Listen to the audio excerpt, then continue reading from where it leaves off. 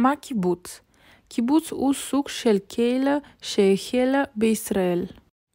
זה כמו כפר שבו גרים ועובדים אנשים יחד. בקיבוץ כל אחד חולק את מה שיש לו, כמו כסף, אוכל ועבודה. הרעיון הוא לחיות בשוויון שבו אף אחד אינו עשיר או עני יותר מאחרים. הקיבוץ הראשון נקרא דגניה, נוסד בשנת 2019 ו-10 ליד הכנרת.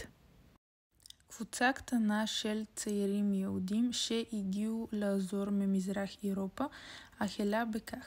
הם רצו לעבוד על האדמה ולבנות סוג חדש של חברה המבוססת על שיתוף ועזרה. בימים הראשונים החיים בקיבוץ היו קשים מאוד. האנשים עבדו בחקלאות, גדלו גידול צמחים וטיפול בבעלי חיים. עם הזמן הקיבוצים גדלו והפכו חזק יותר. יותר אנשים הצטרפו וכמה קיבוצים החלו לכלול תעשיות כמו מפעלים ותיירות. הקיבוצים היו חשובים מאוד בבניית ישראל המודרנית. הם עזרו להקים עיירות חדשות ואיחד אנשים.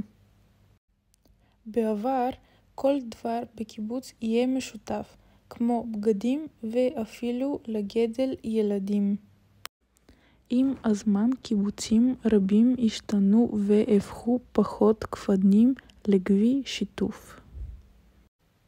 כיום חלקם פרטיים יותר, אבל הרעיון של לחיות בקהילה ולעזור אחד לשני הוא עדיין חשובה. הייתי בקיבוץ בעבר. הקיבוץ שהייתי בו יהיה יפה מאוד, כפי שניתן לראות בתמונות.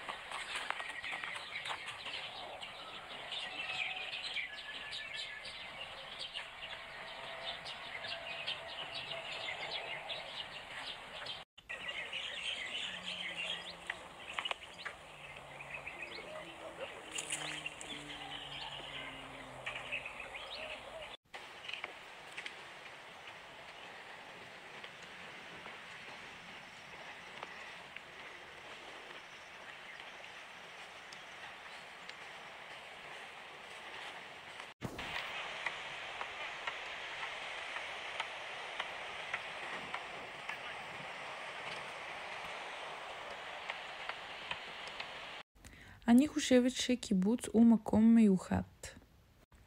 גם דודתי גר בקיבוץ. אני רוצה לגור בקיבוץ בעתיד כי אני אוהבת שיש חברה, ואני גם רוצה לגור עם אנשים שמדברים עברית. כדאי שאוכל ללמוד לדבר טוב